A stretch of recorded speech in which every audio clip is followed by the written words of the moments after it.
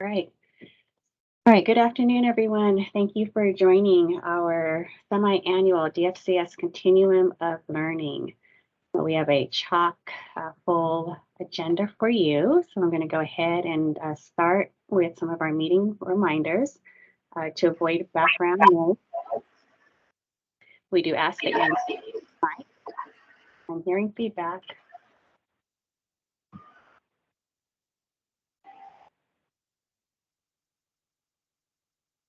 Okay. Do put yourself on mute, please. All right, mute your mic unless you're speaking during questions at the end of each presentation. The presentation slide set is currently posted in the link that we provided in the email reminder, or if you're in DFCS, it's in your calendar invite. Okay, you just need to scroll down to the community forums section for the presentation materials.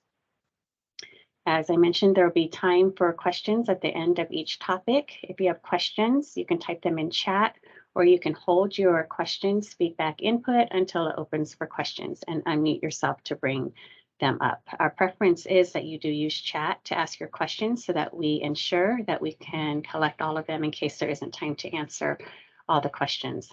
And we will put a Q&A document together that we will post in the same place as the presentation slide set and then the recording.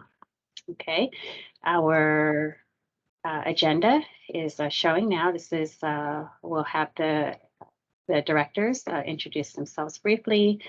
Then we'll follow with the county self-assessment and system improvement plan with Don and Damien. That will be followed by relative placements by Tamara. Then we'll have a case study with Priscilla and Anna, and then Dan will wrap us up. And I think I forgot to introduce myself. So my name is Nora Willis. I'm a senior management analyst in the director's office. And with that, I will hand it off to Dan. Thanks, Nora, and good afternoon, everyone. I'm Daniel Little. I'm the director of the Department of Family and Children Services. So once again, thanks everyone for taking the time to join this continuum of learning. It's evolved. We started the first one pre-pandemic, and then we've sort of rolled with it, and I think we made this work. Very excited to hear the materials, and I think for me, it's really being able to hear the dialogue between all of you and us, as well as being able to hear directly from our staff. So very excited to see the presentation that we're going to have from two of our stars in South County. So again, thank you all. Welcome, and look forward to the interaction. And I'll turn it over to Damien and Wendy to do introduction. Good afternoon, everybody. This is Damien Wright, one of the assistant directors, DFCS. Pleasure to see everybody on the screens, and looking forward to the presentations we have today. Turn it over to Wendy. Good afternoon, all. Warm welcome. Again, appreciation for taking the time to attend today. I see we have nearly 100 persons here. A strong appreciation for those who've stepped up, and really appreciate partnership around what's happening within DFCS and how you can partner and be a part of. And yes, a shout out to South County for taking a case study and showing how the work occurs. Back to you, Nora. All right, so with that, we'll move to our first topic.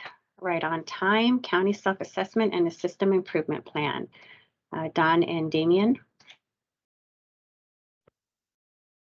Yes, definitely. So in regards to the county self-assessment and the system improvement plan, we'll kind of walk through the parameters of what a county self-assessment is and a system improvement plan, and our work with California Department of Social Services, which is the state. And looking at that, can you move to the next slide?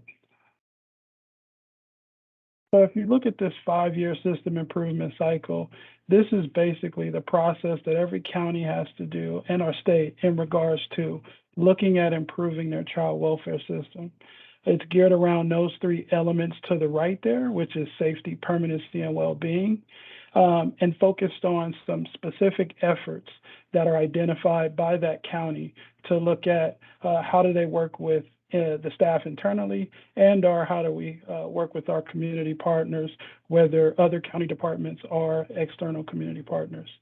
The first part of that is the county self-assessment. So reviewing how we're doing as a county, as a child welfare department in respect to the safety measures and permanency measures. These are federal measures that are outlined by the state and federal system in regards to what should it look like as to how children are moving through the continuum of care, whether it's looking at the initial point of entry, whether it's looking at the first year or second year or beyond that, and how long does it take a child to get to permanency, but looking at all of those different elements in regards to how are we doing as a system. There's kind of state areas of work that are looking at that as well. When you look at the system improvement plan, it is based off of the self-assessment. So how we're doing, and then looking at how can we improve ourselves. So from that system improvement plan, the county, along with its partners, has to develop that system improvement plan to outline for the next 5 years. What are we going to do in regards to making sure we look at reducing entry and are reducing the timelines to permanency and are increasing other efforts, whether that's looking at child and family team meetings and our other things we do as a child welfare system. There's quarterly reviews that we have with the state in regards to that, making sure that we're on target and are on track to move the needle either up or down and looking at positive trends. And then lastly, we have to turn in an annual progress report. So after that county self-assessment is done, that starts the 5-year cycle. And then every year from there, you have to do what's called the annual progress report. Next slide. And then I'll turn it over to Don to kind of walk us through our county self-assessment process. Thank you, Damien. So as we put out after last continuous learning, we had a number of stakeholder focus groups that was conducted by our contractor several months ago. We're still going through that right now, and we submitted a finalized draft report with a lot of the updates, and that's going to be incorporated with their feedback from with the findings from those focus groups. So we had focus groups with foster youth, with caregivers, parents with lived experiences, as well as case reviews, and also in terms of staff. We also conducted a number of randomized cases to be pulled and examined. We have partnerships with other counties where they provided their expertise and unbiased lenses as they were helping to review the cases that we have pulled. So a lot of good feedback that came out of that. The why are we doing this? It's really to identify the strengths and opportunities for improvement and how that's going to inform our systems improvement plan. As Damien stated, it's a very iterative process. It's not meant to be a static document that we have on, completed once and that just remains the way it is. It's a continuous process where we constantly review and update and revise and really develop strategies based on the opportunities for improvement that were identified. And also, how do we leverage what we're doing well and add on to that? The who. So as already stated, we had engagements with program staff, with stakeholders and consultants to really shape and define the county self-assessment. As previous slide indicated, it's a 5-year cycle. It's going to feed into our system improvement plan, and it'll help provide a roadmap for how to get to the goals that we have set in place, right, for ourselves. And it really it's going to be something that's more specific, measurable, achievable, reasonable, and timely in a way that will help us get to the federal measures and indicators. Sorry. That were identified, with the self-assessment and where we want to be. For us, with this new cycle, we're looking at the 12-month reunification cycle as well as re-entry to care. That's all part of the permanency focuses that we have. So as next steps, we're going to be moving towards additional focus groups, as well as technical assistance meetings with the state to refine and flush out what we need to do, and also engaging all of our stakeholders in developing strategies and ideas on what to be included within the SIP. Next slide, please. So this is kind of where we're at. Damien, I don't know if you want to touch on this, or if you want me to go over it. Yeah, I can run through it and maybe add to this, Don. Sure. So the system improvement plan is, again, this 5-year plan that is outlined as to what are we going to do that Don spoke to, looking at our data and then establishing some strategies that we're going to focus in on, and having a conversation with the state as well as probation, which we share this report with. The second part to that is, again, it outlines how are we dealing with our system of care, now called the Continuum of Care, and looking at supporting children and families, whether we're initially engaging them and/or if they are entering into our system, how are we trying to figure out how to get children home timely and/or get into an alternative permanency situation, whether that's adoption or guardianship. Lastly, like Don spoke to, really looking at some very specific measurable items. One way to do that is to look at our measures in regards to our federal measures and where we're lining up in regards to the state and other like counties. Another way to do that is also to look at some particular strategies like child and family team meetings and looking at mandates as to where and when we're supposed to have those and how we're landing on that. So that's the system improvement plan that we're actually going to start creating based on the county self-assessment and the engagement that we're going to do in regards to that. So Don, I don't know if you wanted to add to that. No, I don't have anything else to add to that, Damien. Thank you. Okay. I think that's the end of our slides, Nora, or do we have another slide? Well, questions, of course. So I think there's questions maybe in the chat possibly, and/or if there's questions, feel free to ask.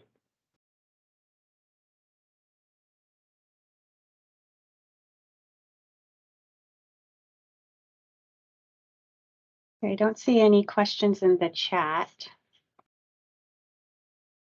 No. If you have questions that you come up with after this presentation, you're free to email Nora or any of us, and we'll respond to you. Or put them in chat and they'll answer it.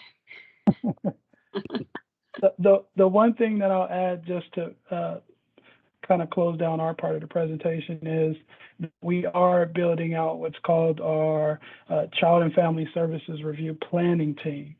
This is different from our core team, which includes those that kind of meet with the state and outline next steps. The planning team actually supports our strategic process in regards to how do we look at strategies along with some other items that we'll develop for the SIP. That will start to happen along with the focus groups that'll begin in September. So people will be able to start participating in that planning team as invited in regards to helping us design strategies.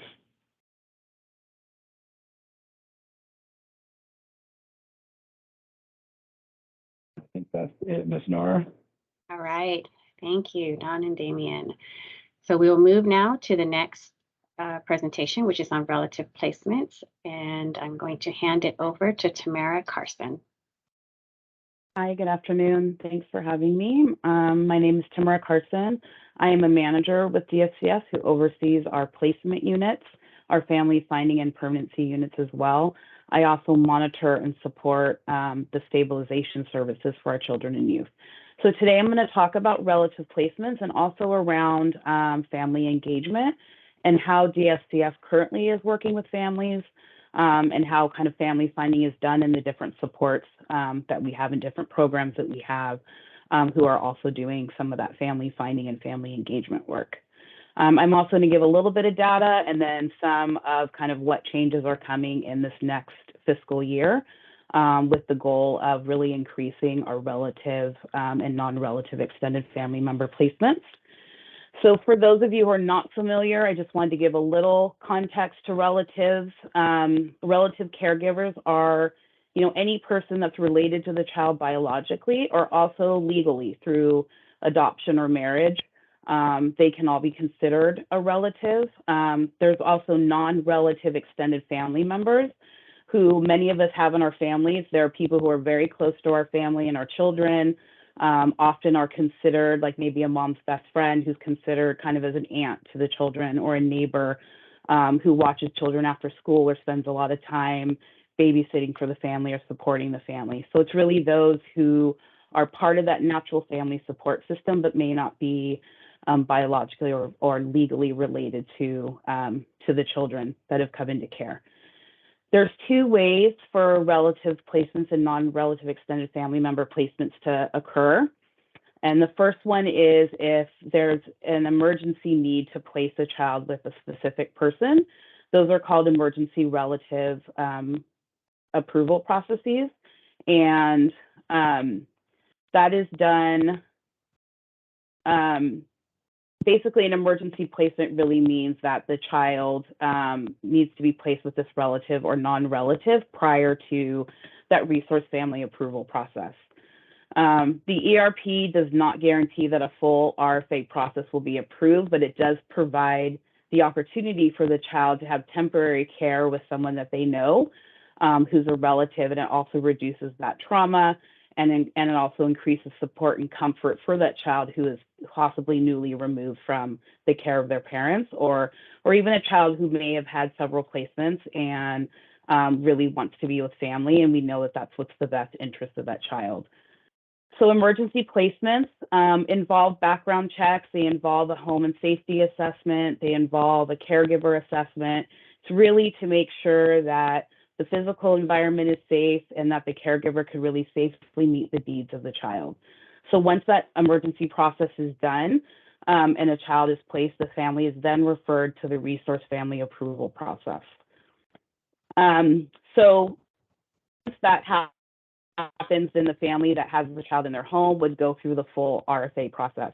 The RFA process it includes a bunch of different things, but it's mandated from the state that the counties operate their own resource family approval programs following the written directives that are issued by the state. So some of the general requirements for the resource family approval process is a pre-approval training, which is great now that they aligned both community members who want to become foster parents and relatives, that relatives now get the same training that our community members get, that talk about court, how to deal with, your social worker, how to help and support families and children through kind of the dependency process, the court process, what the support services are. So now relatives get that training up front, which can really help support the children that are in their home.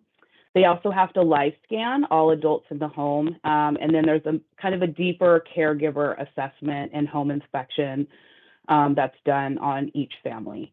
There are exemptions for all applicants for criminal and CWS family history. So there are ways that if family members are concerned around their background checks or other experiences that they've had, there are ways to have exemptions be completed and reviewed.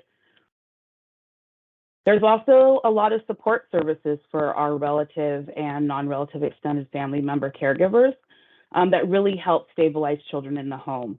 It also helps for ongoing support around behaviors or needs that the children have. And some of these services are, resource advocacy support specialists who are assigned directly to a caregiver and can be really available to kind of support them and problem solve if they're having challenges within the home. There's also crisis stabilization services. There's ongoing behavioral health services and wraparound services that can all be put in place to support children in a relative placement. And then we also newly have support groups for resource families, for all resource families, but we also have one specifically for relative caregivers. So there's a lot of support for family who are interested or approved to bring children into their home. So just a little bit about our family finding unit and work. We have a family finding unit that has 2 family finding social workers, and it also has 3 intensive permanent services social workers, and I'll explain what those 2 different programs are. Family finding social workers can be assigned to a family at any time during the dependency process. So it could be right up front when the child first comes into care, but it could also be any time kind of along the continuum of when the family is involved with our department. The family finding social workers really work closely with parents and other identified family members to really locate and engage and work with relatives that might not be at the table yet, but that could be a real support for our children. They also really try to connect with, maybe previous coaches or support people at school that, know the family well or really supportive of the child, people that the child wants to stay connected to, and really trying to build that family's natural support system and really strengthen those connections for children and youth. And also, at the end, we would hope we would find somebody that could be a potential permanent caregiver for that child if they could not return home. So, but there's a long continuum of kind of where relatives could provide support, and I'll get into that more when I talk about family engagement.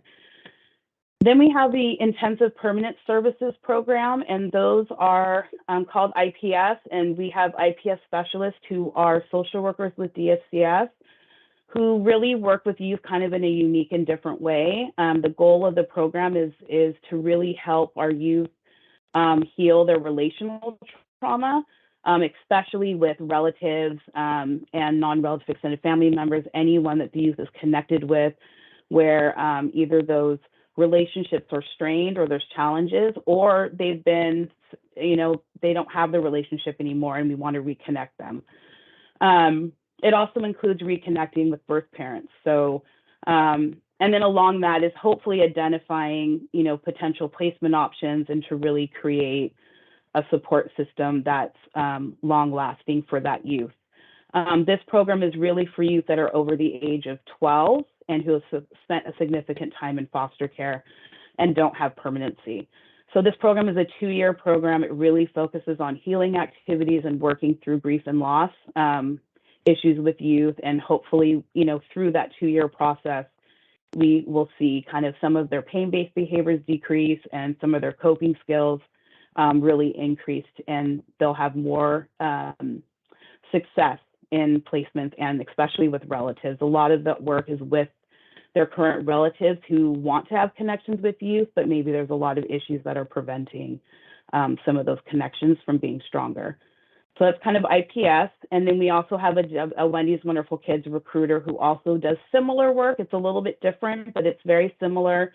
And they work with youth who were struggling to find permanency for. And they're working with relatives and doing family finding as well as non-family members or non-related, and looking for someone who can really step up and provide a permanent option for the child that are referred to that particular program. So again, building relationships and really supporting caregivers.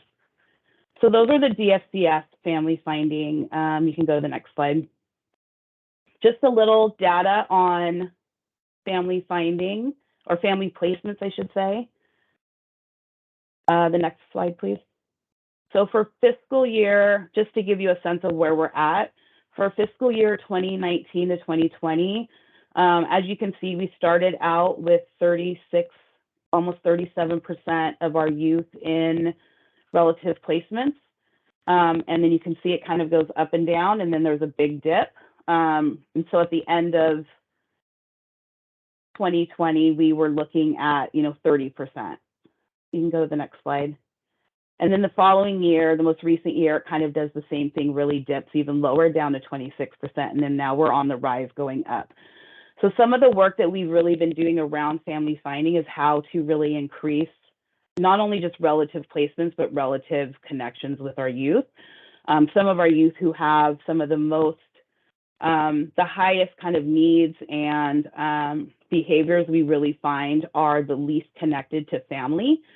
And so there's work that we're going to do to really kind of enhance our ability to reconnect youth to family and really get that number to keep going up. We don't want it to keep going down.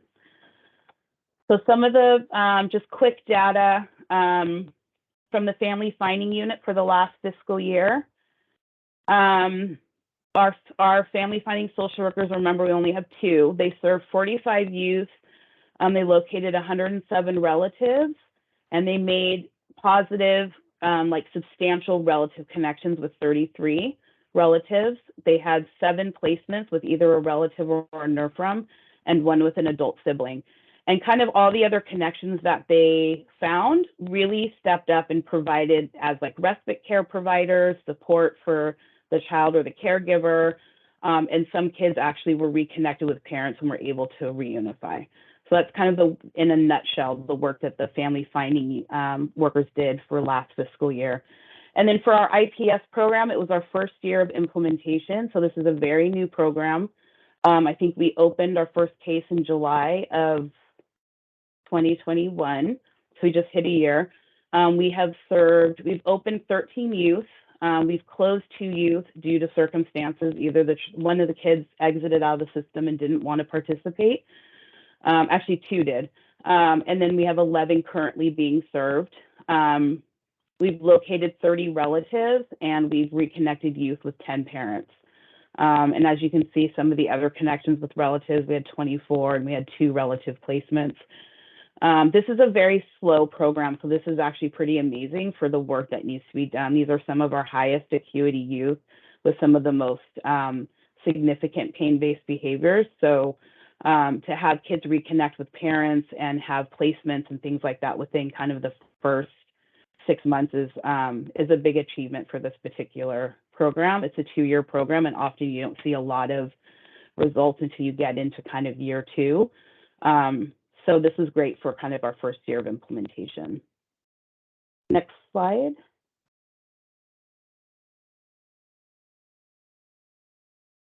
So just wanted to talk about the importance of family engagement.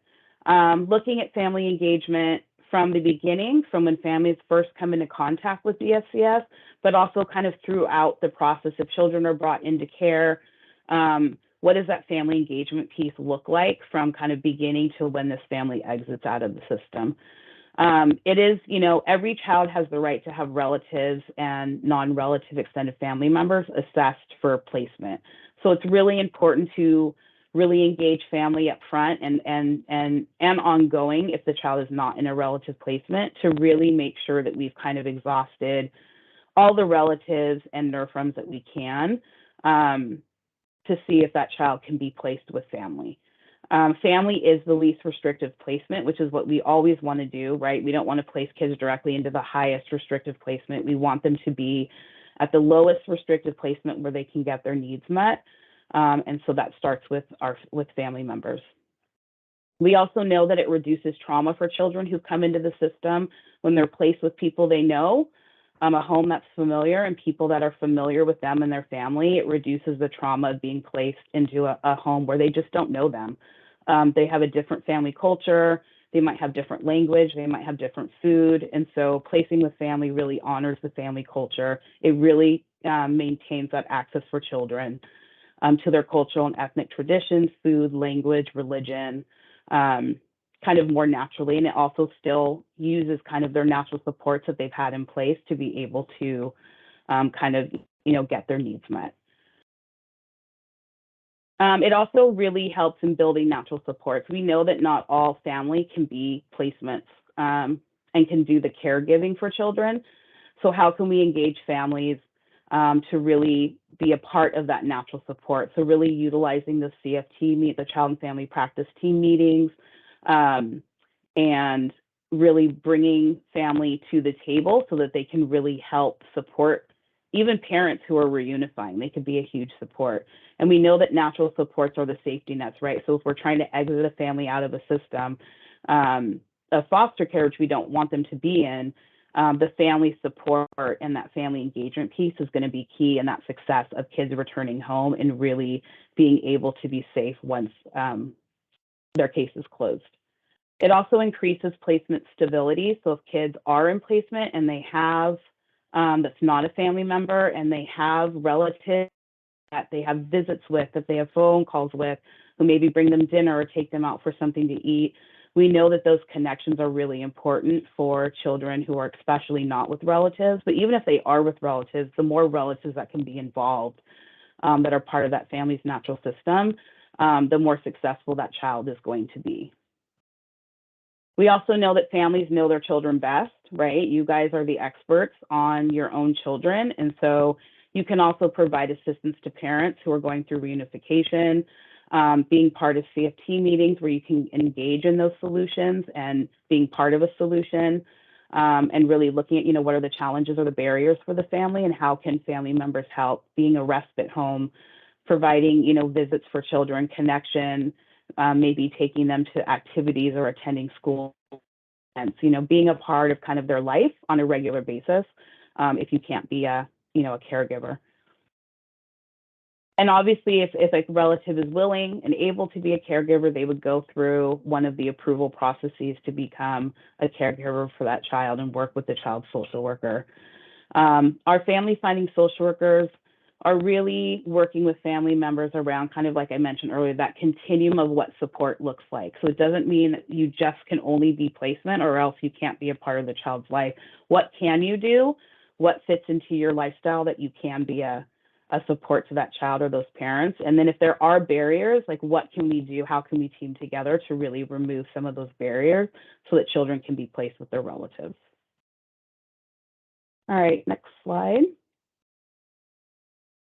So some of the changes that we have been working on, one of the goals is to increase the number of children that are in placement with relatives or non-relative extended family members. So through the budget cycle, we were able to obtain positions for a full family finding unit. So we have one supervisor and an additional 4 family finding social workers that will be hired over kind of the next 6 months or so. And then they will blend with the current family finding social workers that we have. So we'll have a full unit of 6 family finding social workers. And they're really going to, from the minute the child comes in, work with families and do that family engagement piece and really provide education and support around placement, but also kind of what support means for a child that's in care if that child cannot be returned to the family. They will work with, we have our Seneca partners do our relative notification piece, that first 30 days when children are brought into care. So they'll work very closely with that program, so that it's kind of a seamless passing on of information and engagement with family, so that we can hopefully have kids that are placed with family early on, but also really working with family to figure out how to engage them and then also how to bring on more family members to really support the family through the process.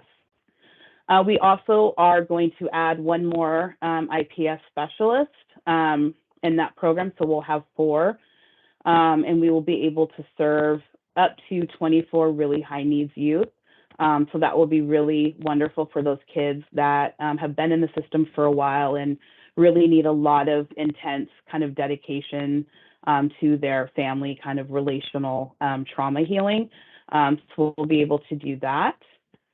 And really the impact is that we will have more staff to really do that engagement piece. And it's also not just a support to families, it's a support to the social workers who are also working with those families. And it's an additional person on the team who can really just focus on family members and focus on permanency and focus on some of that healing work that we know that families need and children need, especially who've come into the system. So it'll be great to have them as part of, CFT meetings and other meetings and other ways that they can really support families moving forward.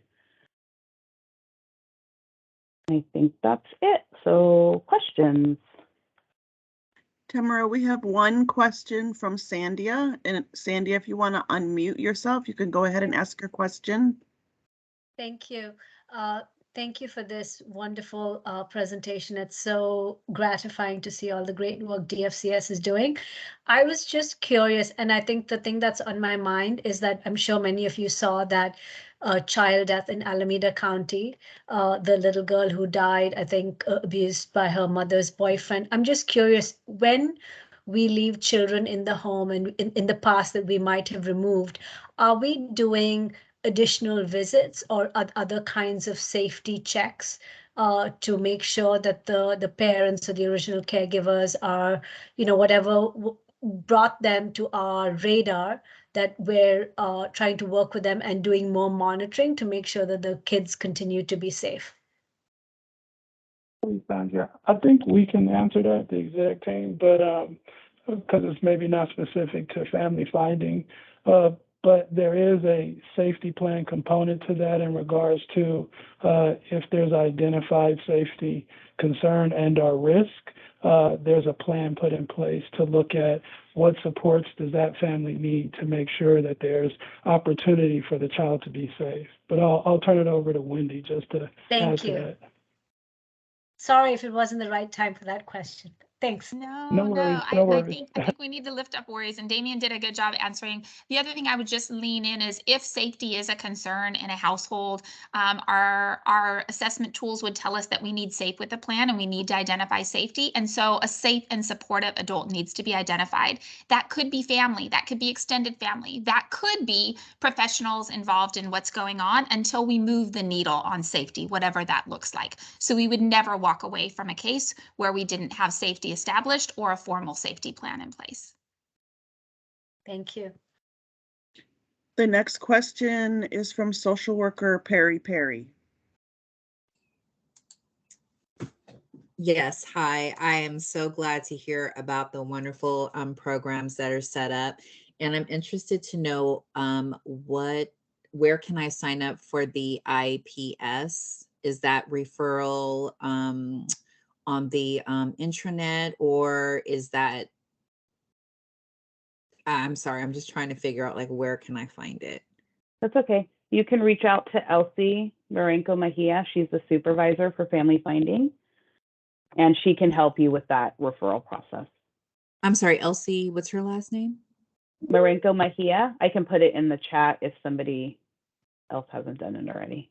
Thank you. Yeah. And we have one more question from Susan Steele. Hi.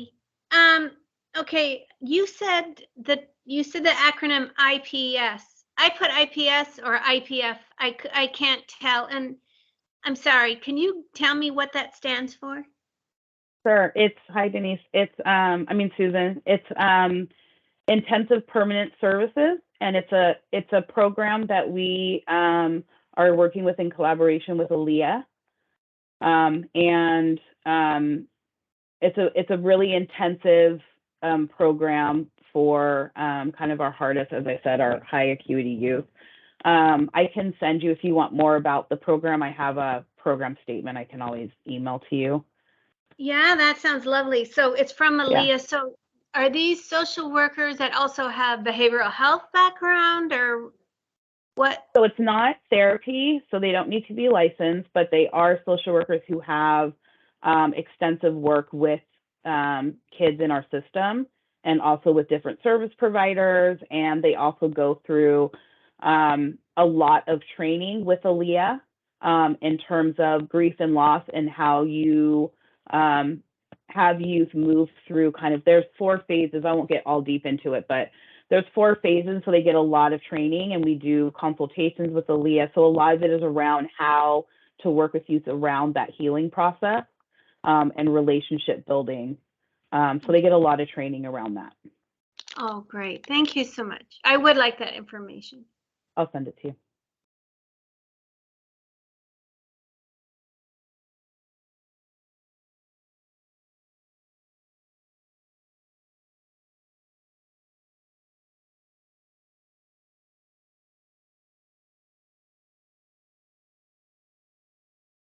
I know there are some questions in the chat that I believe Denise outlined, and I think Dan just responded, but we'll make sure we take these back. These are in combination with some efforts around family finding, but also practice. So we'll take this back and make sure we get a response back to folks.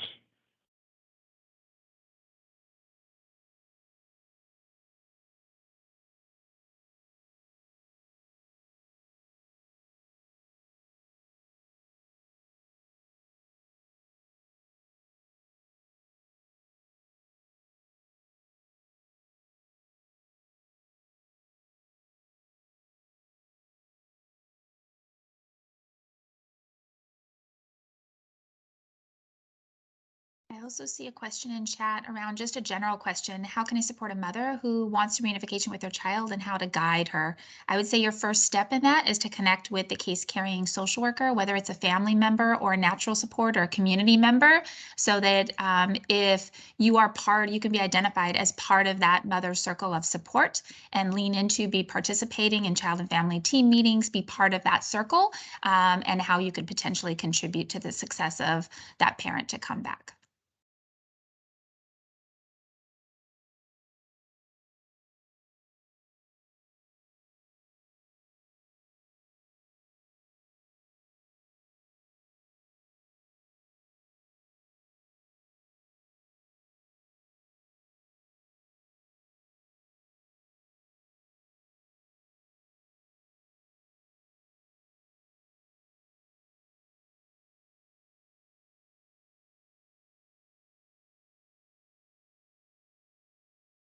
Do we have any other questions? I was just going to add into that, along with some of the changes is that we did, and Wendy, maybe you can speak to this more. I believe we have some new positions also for social workers to specifically do that emergency relatives process, which will be really helpful in kind of getting relatives assessed and approved, and it really supports social workers with their cases and families moving forward.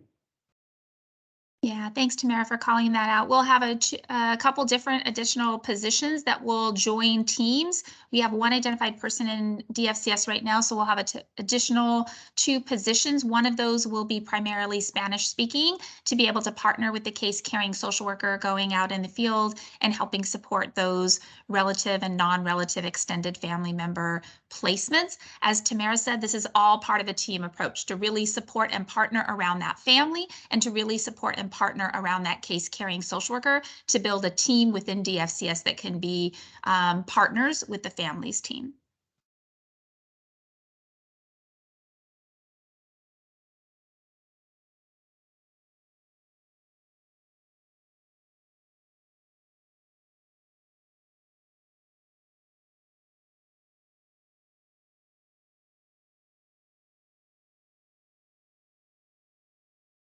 All right. Any other questions? So yeah, I don't see any other questions in chat. I don't see any raised hands. One last call.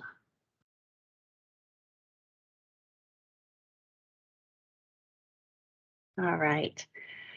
Let's go ahead and move to the next subject, agenda item, which is the case study. Priscilla and Anna.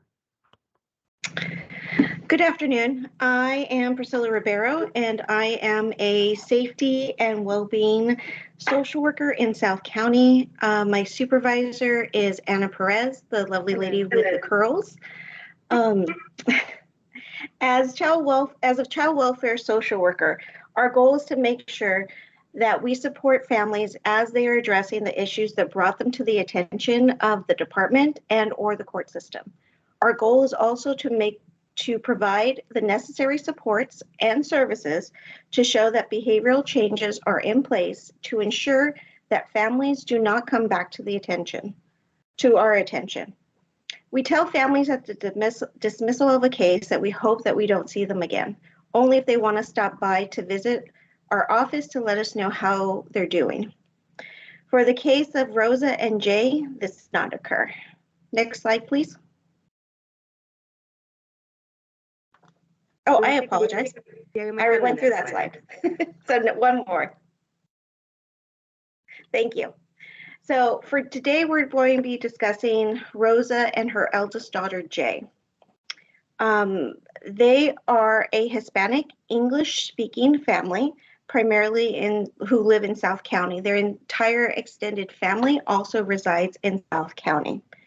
Jay has 2 younger siblings, and protective custody was taken due to the mother's substance abuse issues.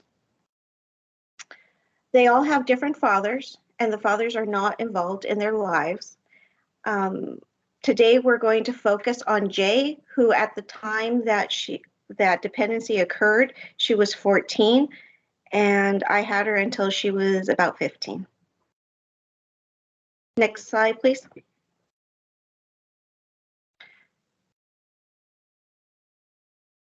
And thank you.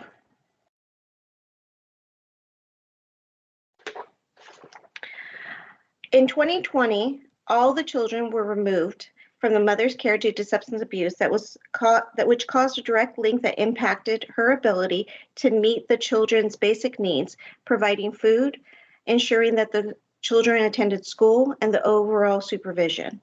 This was the second time that DFCS and the court system had become involved with the children. Prior to the dependency cases, the extended family had tried to intervene with the mother by caring for the children so that child welfare did not intervene. However, while the children were safe and cared for, this allowed Rosa to continue to spiral further into her addiction, thus resulting in relationships being impacted within the family and between Rosa and specifically Jay, her oldest daughter. While the family was trying to help the mother and the children, in reality, they were possibly enabling her. In the previous involvement with DFCS, the mother entered into House on the Hill. House on the Hill is an inpatient residential treatment program in South San Jose, which allow mothers to have their children placed with them who are under the age of 3.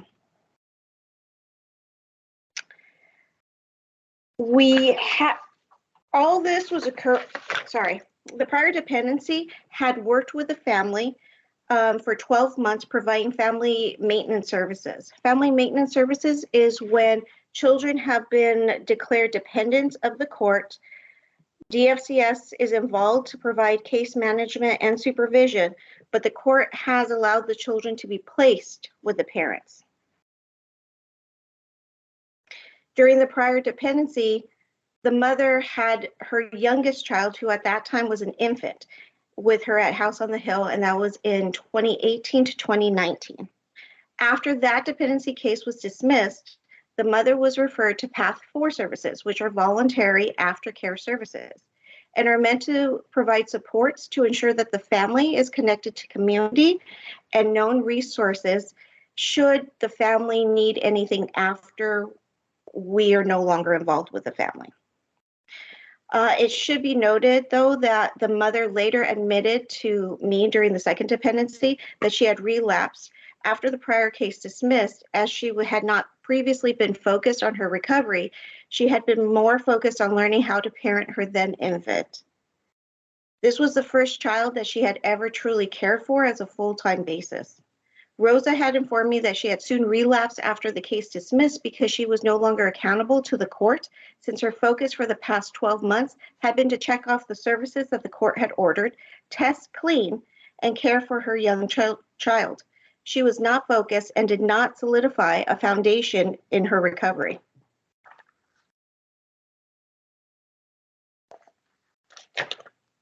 You can leave the slide there, please.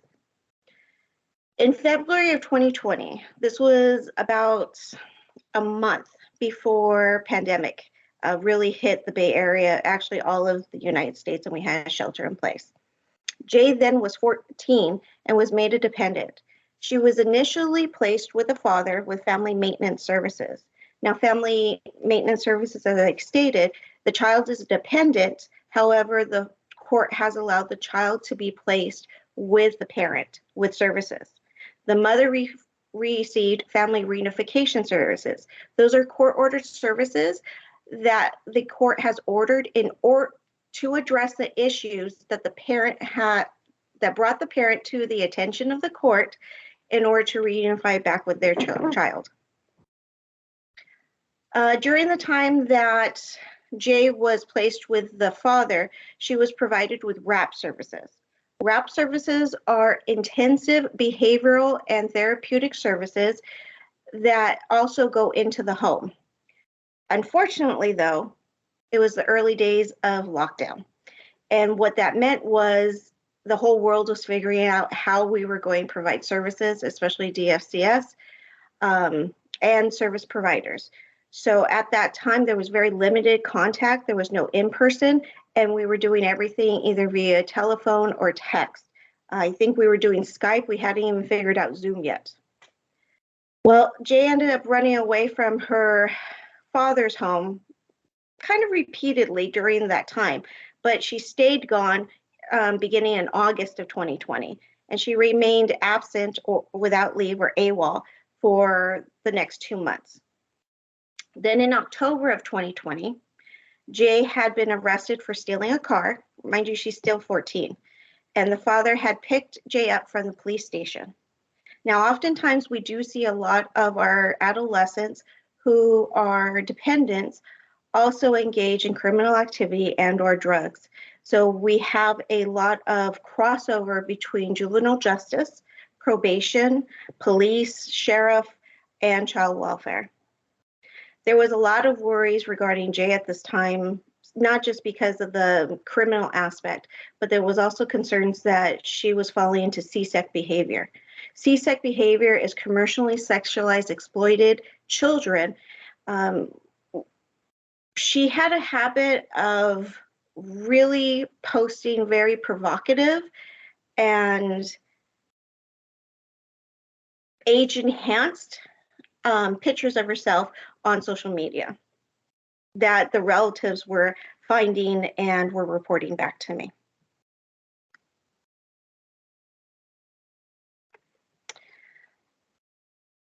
So at the time that Jay's father had picked her up from the police station, she jumped out. And she later reported that she jumped out because the father had been berating her, calling her a whore, calling her a slut, and stating that she was a drug addict just like her mother. Jay also reported that at that time, while he was driving, he was also pulling her hair and became abusive. While at a stop sign, she jumped out and hitchhiked to a relative's home. Now, the father did not inform me about any of this.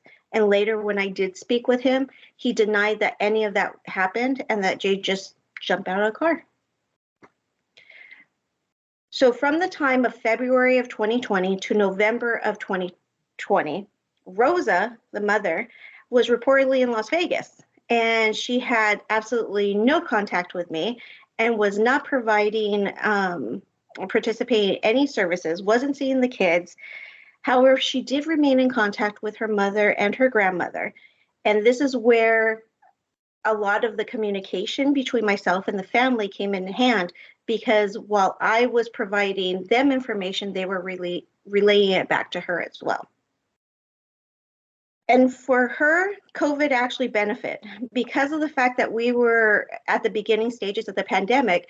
We didn't have anything in place. We weren't able to do very much. So this actually ended up giving her more time,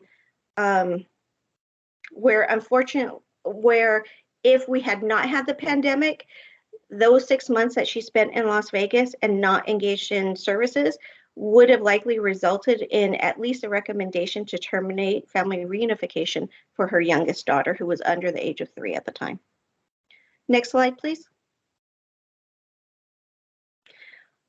As Tamara was saying, our goal is always to try to place with relatives whenever possible. And one of the ways that we do this is through CFTs, which are children and family team meetings. We try to have as many of these meetings as possible in order to give the family and the child, if they're over the age of 10, a voice as to placement, but also services and support. Sometimes, as Tamara was stating, we can't place, but maybe they can provide emotional support, or maybe they could be the ones who help the child be picked up from school so that the placement is working still and the child doesn't have to go into daycare. We can get very creative as we want. This family had a lot of extended maternal and paternal family members involved. So while the fathers were not involved, we had a lot of the grandmothers and the aunts stepping up to help. Jay initially, after she left her dad's care, she was temporarily placed with his aunt, with supports, with wraparound services again. And unfortunately, though, it did not last long. Within a few weeks, it was reported by the aunt that Jay had stolen from her and she wanted her out of her house. Before we could do placement change, Jay took off. And she was AWOL again until December of 2020. Then she found another relative that was willing to take her. We were able to place with that relative. We put into place PSS, which is Placement Support Services, which are short-term behavioral services that are meant to help stabilize placement, as well as continue with the wraparound services. The relatives were unable to care for her after a month, and again, Jay refused to go into a foster placement. She didn't want to live in a stranger's home, but at that time, she had kind of burned her bridges with most of the relatives. She really wanted to go live back with mom at that point. Around this time is when the mother returned back to California and started to say that she wanted to have her children return back into her care, as she was really worried about Jay specifically. The other two children who were younger had been each placed with different relatives, so she knew that they were safe and they were both thriving. However, Jay was the one that was still at that time running the streets. The mother was at Mariposa, which is a short-term inpatient detox residential program that we have in Santa Clara County for adults, specifically for women. And then she went to a THU, which is a transitional housing unit. However, the transitional housing unit, while a sober living environment, has requirements that prohibited having older children be placed with parents at that time. She couldn't even visit her at the THU. So she was not able to provide care for Jay. However, to be honest with you, this wasn't a consideration. I wasn't just looking for a placement just to stick Jay. I really wanted the mother to focus on her recovery and not parenting the child. If she was not set in her recovery, then we would have been back for a third dependency potentially later. And the mother agreed. While it broke her heart to say that, especially since she had to say it to Jay during a CFT, she stated that she wasn't able to take care of her, and that at that time there was no other options except for her to go into a placement, and that she needed to focus on her recovery in order to be there in the future for Jay and for the younger siblings. Let's see.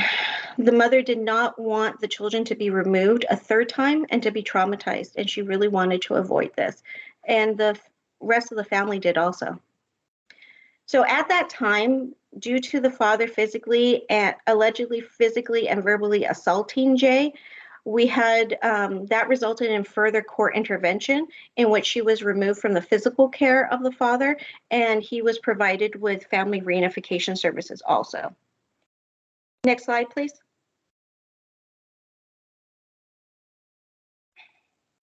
So reentry is when we have, meaning DFCS and or the court system, have been involved with a family for services, either voluntary or court ordered. And the case is dismissed, and yet the case came back. Oftentimes it's for similar or if not the same reasons of the prior dependency, meaning substance abuse or domestic violence or neglect. For Jay and Rosa, on January of 2021, a 387 jurisdiction disposition hearing was held in which Jay was removed from the father's care. Reunification services were ordered for him, and the mother at the time was still receiving reunification services also.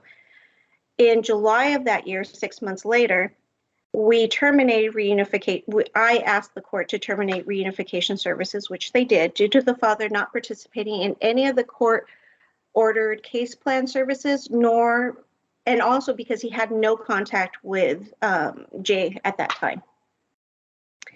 Jay agreed to go be placed into an STRTP, which is short-term residential treatment program. And she remained, and that was in another county, actually a neighboring county, and she lasted for 3 days, and then she ran again. So there was a lot of, prior to that, there was a lot of engagement with the family, and specifically with maternal grandmother and mother, that we were trying to support Jay to go into the STRTP, but then she ran again. Jay was AWOL, leave without absence, for 6 months, from February to August of 2021. During that time, she remained in contact primarily with the mother and the maternal grandmother, as well as myself. With me, it was more text or phone calls. I would ask her for proof of life because she would respond, "Hey, how are you doing?" And then she would respond, "Fine." And I'm like, "Okay, well, I don't know if this is you. So can you show me a proof of life?" And then she sent me a selfie to show me that she was doing okay, or that she was alive and well. There was always questions of, are you safe? Are you with someone who's making you do anything that you don't want to do? Do you feel compromised? Reminding her that she could always contact us if she ever needed to be taken out of a situation. However, she never did do that. During that time, the family members and the mother were discussing with Jay about following in the mother's footsteps, meaning regarding her substance abuse. And the mother was demonstrating that regardless of how hard it was to live in a sober living environment, that and getting clean, that she was actually doing the work. The family members, though, were still worried. I needed to make sure that I heard their voices, because no matter what, regardless that I have 18 years as a social worker or that I have a master's, I am not an expert in their family. So I had to hear what they were saying to me. And I wanted to support the mother's recovery and well-being, as well as finding a placement for Jay. Excuse me. Eventually, I was hearing the same message from the family, the mother, and myself, that was able to gain Jay's trust and her realization that she was going down the same path as the mother had. It was during this time that a lot of groundwork was done with the family, who then in turn laid the groundwork down with Jay. During the time that Jay was on AWOL, she was also arrested 3 times for stealing cars and assault. There was a great deal of teaming with our DIY, which is our dually involved youth unit. They are the unit that deal with children who have a crossover between juvenile justice and or are on probation and are child welfare dependents. So the DIY social worker, myself, and the family were constantly stressing the consequences of these actions for Jay. And we were discussing with the family that it was vital that Jay understood that while the family was willing to support her as much as they could not support her actions, nor were they willing to be placement or give her money. They allowed Jay to hit, quote, a rock bottom. There was a lot of collaboration between myself with the mother, the maternal, and the paternal family, which occurred during numerous phone calls, texts, FaceTime, and creating a script in which we were all giving Jay the same message with the same wording. Next slide, please. Placement and system challenges. Jay very much wanted to be placed with the mother. However, as the family and the mother had also concerns, so I had to listen to both of their voices. Jay had requested to then, once she knew that she wasn't going to be placed back with her mother immediately, Jay requested to be placed in a substance abuse treatment residential center, stating that she wanted to partner with her mother in their sobriety. I and my supervisor advocated for Jay to be placed in an STRTP that provided drug treatment and mental health services, which thankfully was the only one that was located in Santa Clara County at that time.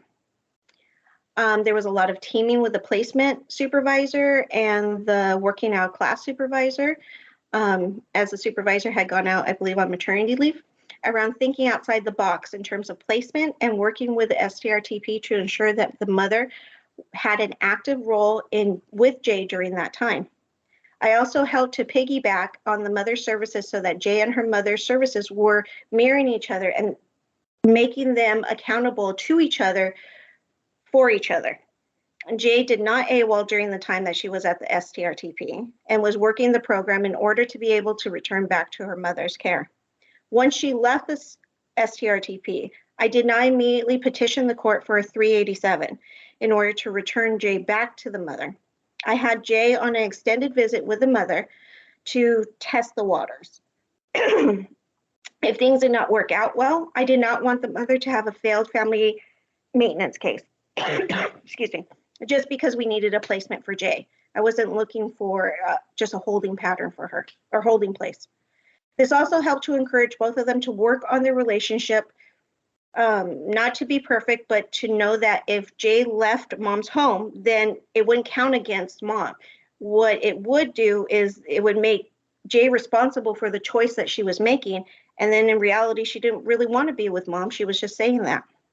There was a lot of communication with the attorneys, especially with Lacey, who are the legal advocates for children and youth, and they represent our dependent children, and the Lacey social worker regarding this plan. The court was also in agreement. The difficulty was that per DFCS, we were not to have an extended visit with a mother for that long, approximately 2 months. On paper, they always have to be somewhere. And while technically she was somewhere on an extended visit, that didn't count. So there was a lot of conversation. And with the support of the court, we were able to make it happen with support from people like Wendy and my managers. So one thing that I really wanted to stress in this presentation is that I am not a cookie cutter type of social worker, which at times has caused difficulty for me for management due to not always following protocol. Thankfully, I have been blessed with a wonderful supervisor and program managers that have allowed me the flexibility to think outside the box and sometimes have encouraged it too. While I would not usually put this much pressure on a then 14-year-old, it was vital to truly understand this specific parent and child relationship. As the mother did not primarily raise Jay for most of Jay's life, she often saw her and the mother as equal, so it was important that Jay had some say in what was happening. It was not very clear from the beginning of the new placement, the STRT placement. It was made very clear at the beginning of the STRTP placement that if she wanted to live with mom again, she would need to participate and begin certain services and show certain behaviors, as the mother was not willing to risk her own recovery, nor the younger 2 children who at that point had been returned to her physical care with family maintenance. This was a delicate balance of making Jay accountable for her own behaviors, actions, while also providing her with the understanding that mistakes can be made and rectified. There was a lot of pivoting in this case while I worked with the mother and Jay. There was also a lot of collaboration with the extended family member and the mother regarding goal planning and actually creating a literal script in order to work with Jay. For example, we knew that Jay did not want to live in a structured placement in which she would be pressed to discuss her addiction and or mental health. And while we, the family and I, knew that she needed this time to truly delve into the addiction and to make progress, it was more important to also have her buy-in. So the family and I decided that we wanted her to remain at the STRTP for at least a month, knowing that if we said 6 months, which is the usual time for a STRTP placement, that she would refuse to even enter the program. So the family and I developed a plan that we would tell her that she needed to remain at the STRTP for at least a month with requirements for after she returned home to the mother. But we knew that if we said a month, that she would want less. So during a meeting with the family, Jay and I, we presented to Jay that she needed to stay in the placement for 2 months. And as expected, she refused. So we allowed her to negotiate to a month of the placement. And while she was on an extended visit with the mother, not return, as it was very stressed that this was a trial run, she would attend individual and family counseling as well as attend NA meetings with the mother. She fulfilled this requirement. And again, she never ran. She never walked out. She never did anything. She actually was a perfect participant in their services. She was placed on a visit with the mom. After the initial week of the mom and Jay living together, which they hadn't done for years, That's when we started seeing the cracks, which were to be expected, and we knew were coming. So the therapist and I had previously prepared the mother for her not to be reactive and explosive. What also helped, appeared to help, was me repeatedly telling the mother that it would not be perfect, it would not be messy. We were giving her at that time, 14-year-old angry teenager who she had never really parented, and now she was trying to parent she was trying to be the teen's sole parent. There would be days that she would want to scream and yell, and that was okay to feel that way. But what she needed to do was to really utilize the coping skills that she had learned, and it was okay to walk away when needed. Giving Mom and Jay permission to be angry and hurt by the past appeared to help them move forward. I really tried not to use social work jargon like trauma-informed and positive parenting, and instead I was trying to promote pro-social skills and how that would look in their everyday life.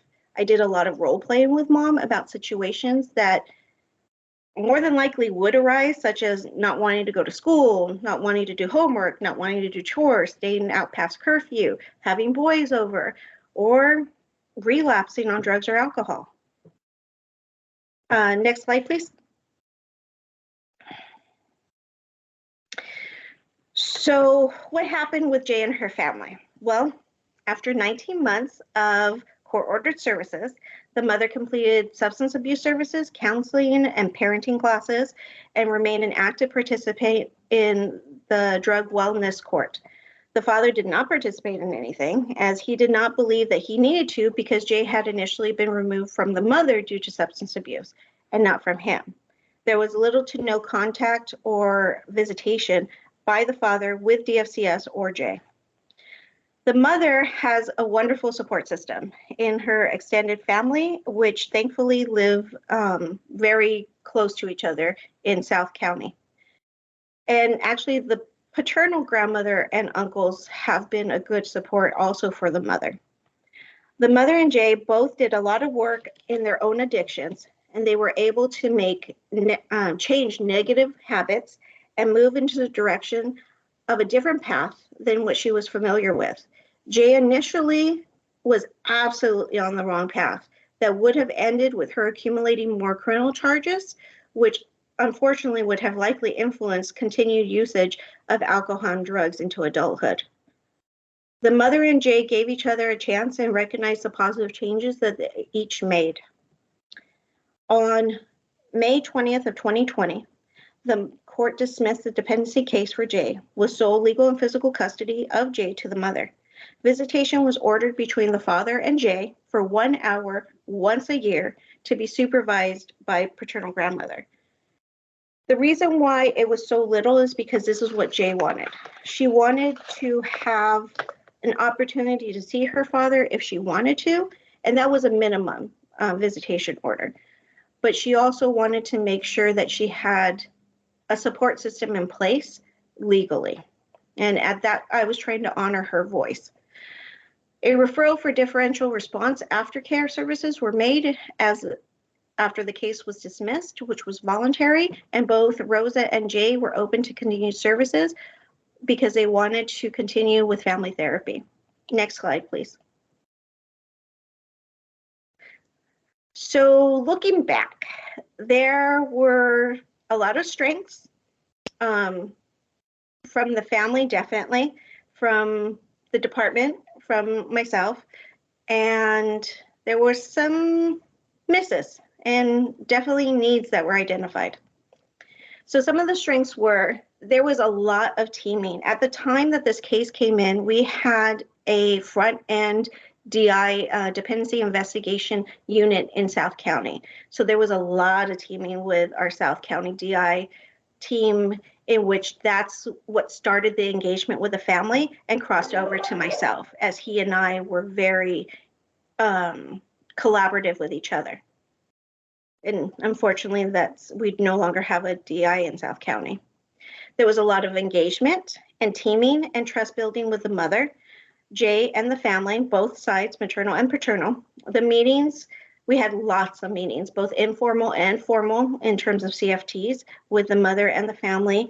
Jay was also included in those meetings, as youth from 10 and above are able to participate, and we highly encourage them to participate because ultimately it's their life and they should have a say.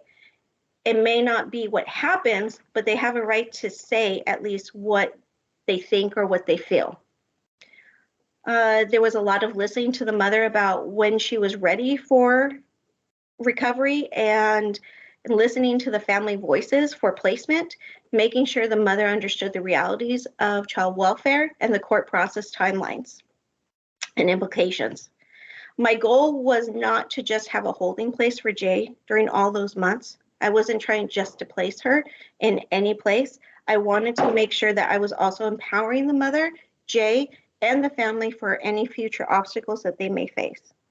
Some of the needs and misses that came out of this case is that we now have no STRTP homes in Santa Clara County. There is a need for more specialized homes, especially for teen girls, and placement options in county and close to where the parents live for successful reunification. It's really too bad that we still don't have a county-owned building such as what we had on Union Avenue, which was previously the shelter, which had cottages that perhaps could have been used for this population instead of our kids being placed over 2 hours away from their county of origin and their families. Kids right now, especially teenage girls, are being placed in STRTPs down in San Diego, Roseville, and it's causing a lot of difficulty for us to help to reestablish bonds and relationships with family. There's a need to focus on substance abuse services and homes for youth in our county. We don't really have anything. There's the substance abuse assessment is all based on self-reporting. And what youth do we know that is actually going to be truthful about the drugs that they are or aren't using? They're going either undersell it or they're going oversell it. So we're not really getting to the problem again. We are seeing an increase of adolescents having severe mental health who are still self-medicating with drugs and alcohol. And nowadays, this is even more easily accessible to children than in years past with marijuana being legalized. I'm not trying to debate legalized marijuana. I'm just saying it's easier because of the gummies and having people being able to buy it for the kids. And we have next to nothing to help these kids right now with substance abuse issues. Challenges. So one of the huge challenges for this case was that Jay was always on the run, and we have to have an interview. She has to be assessed through our qualifying individual assessment, QI process. In order for her to be determined that she needs an STRTP, then once that's done, the STRTP then wants to interview her.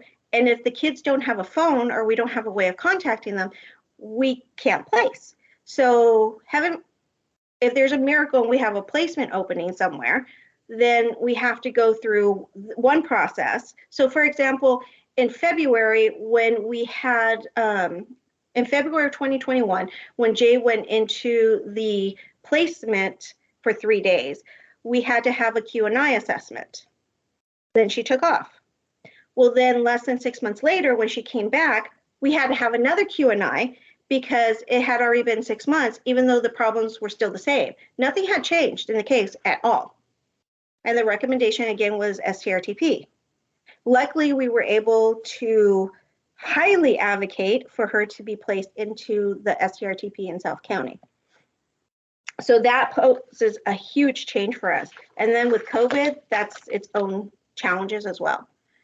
There is no way to fully address substance abuse prior to entering into treatment, nor do we have a dual treatment program for adolescents. And the need is that we have to make sure that there continues to be communication and partnership between agencies and also within our own department. And with that, I will open up to any questions. Sorry, I know that was a lot of information at one time. All right. Go over to feedback. Thank you. So we are open for questions now. I don't see any questions in chat. Let's see. Oh, Wendy has her. Thank you, Priscilla and Anna, for putting together kind of how it looks in the work with families. Just want to highlight and lift up the incredible efforts, Priscilla, that you talked about on just how you teamed with family, not only with our older youth, a youth voice, a parent's voice, as well as continued efforts to engage a father who was struggling to be engaged throughout the life of this case. You met family where they were and joined with them in that journey and kept extending to that extended family, and really ended on a high note with making sure that family was supportive, as well as linkages with the community. And I know that this case also highlighted, right, sometimes we may not have those resources in county and the challenges that poses for moving out of county, and would just lift up to everyone in this forum. We would support families around transportation and getting there, but sometimes it is a challenge to have that farther away, but it's also a last resort for us around those high level placements. And so I think you really highlighted, right, that balance between supporting a youth with substance abuse, with behaviors, having those resources, and getting back home. And how do you balance when there's younger children at home? So really the complexities on this case really showed the work that you had to do in joining with that family and bringing in your other professionals to work. Thank you. Thank you, Wendy. And I saw a question or the comment from Larry regarding dad. I know specific, I'll say for my observation of Priscilla with this one is that we always included dad in any kind of CFT communication. And luckily we had all his family involved. And so they knew they were actively searching for dad and trying to get dad involved and engage dad. And unfortunately he didn't want to. I think after that incident that he said wasn't true about the hair pulling and what have you, after that incident kind of just walked away from us. However, Priscilla always actively engaged his family to try to engage him into all these meetings. And like I said, a lot of informal and formal like CFT and meetings and stuff where a lot of his family was present. So that's how that was the best way we can try to get him involved. And like Priscilla said, his mom is involved. So paternal grandmother's involved and is a connection for Jay if Jay wants more of connection with dad. But unfortunately, dad himself never presented himself to Priscilla, never came to our meetings. And so at least we had was paternal families present. And I can't stress enough the engagement that the ER worker did and the DI worker did with his family first, because that really sets the tone. I could have been doing everything that I'd done, but no matter what, if they didn't have a good start with the beginning workers, then it would have been down the toilet. So it was a lot of teaming, and thankfully the DI workers in the DI worker that I worked with on this case, he and I had a lot of collaboration, and we really did piggyback off each other. And that really is how it should be. And I'm aware that sometimes it's not. And I think for this time in particular, the love that they had for Jay, in spite of their history, all maternal and paternal family were there at our meeting. So we had a lot of maternal aunts and paternal. I mean, they were all there, and you could tell they all had their own personal history, right? Because families have their history before we get involved. So they've been involved with this family longer than we had, and you can tell there's some dynamics. But they were always super, super consistent, and that they totally loved Jay. We're supportive of Jay. They say, we don't like what you're doing, Jay, but we're here for you. I just come out for the day. And so they're always there. This child was always surrounded by her circle support was family, but they made it really both maternal and paternal, but they made it clear that we're not going to support your behavior anymore, but we're here for you, which they made all the difference for this child, at least for this family.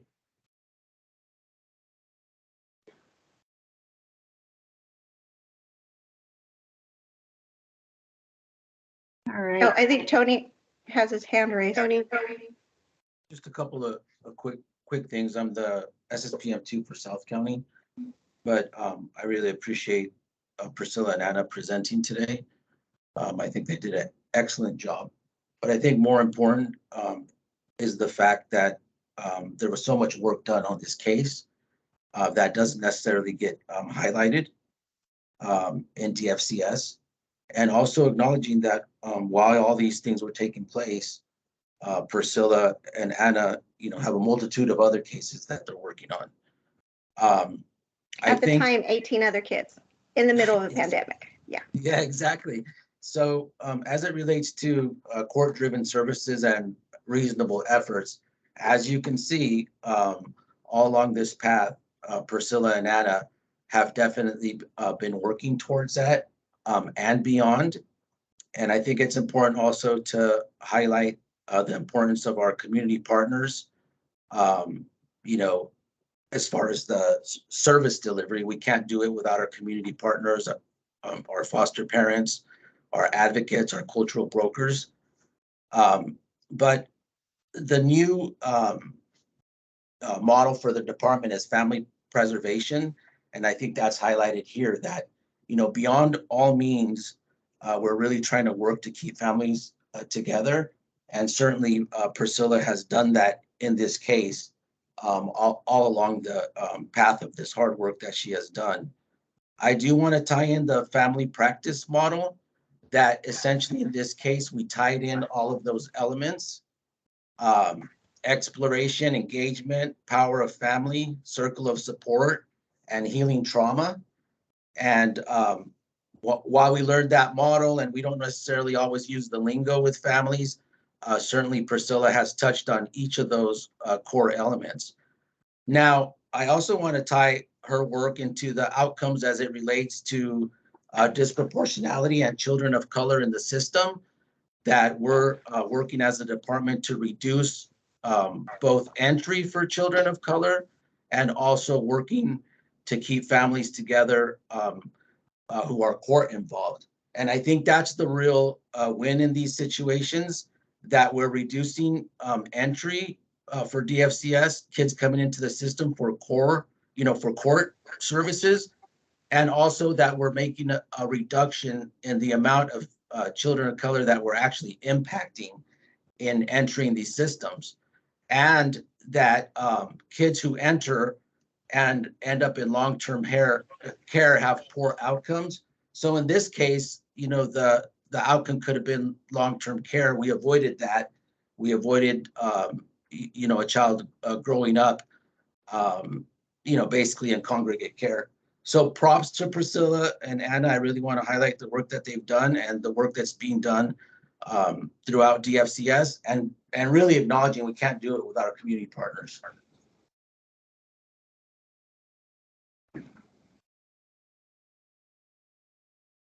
All right, so we are actually at the end of our time. See, there is a question there from Raul. The execs can go ahead and answer that. Let's go ahead and move to the wrap up. I want to honor your time here. So real quick, and just make sure you're on mute, everyone. I'm back. So we do have a survey that we would love to hear your comments about what you thought about today, any suggestions that you'd like to hear about in the future. As I mentioned, the presentations are located on the pop this in. I'm going to pop into survey right now in case you would like to fill it out before you leave the meeting. The same place where you found the presentation is where we're going to put the recording and a Q&A document. Everything should be posted within a week. And then we do have our next Continuum of Learning scheduled already, February 15th, 2023. We will continue to do these semi-annually, and it will be time for our annual report, our second one, 2022. All right, so Dan, maybe you can have some final words for us. Yeah, absolutely. Just thanks again for everybody taking the time. Thank you to all of our presenters, to Priscilla and Anna for sharing your individual experience and lending that expertise to the discussion. Thanks to the group that kind of put this together. And really just thanks for everybody in the community that has both participated as well as kind of actively asked questions. As Nora has up in here, our next Continuum of Learning will be February 15th. If you can please provide feedback so that we can make sure to continue to improve this process. Again, thanks for everybody for joining, and just hope it was informative, and hope people have a good rest of the day. Thank you, everyone. Thanks, everyone.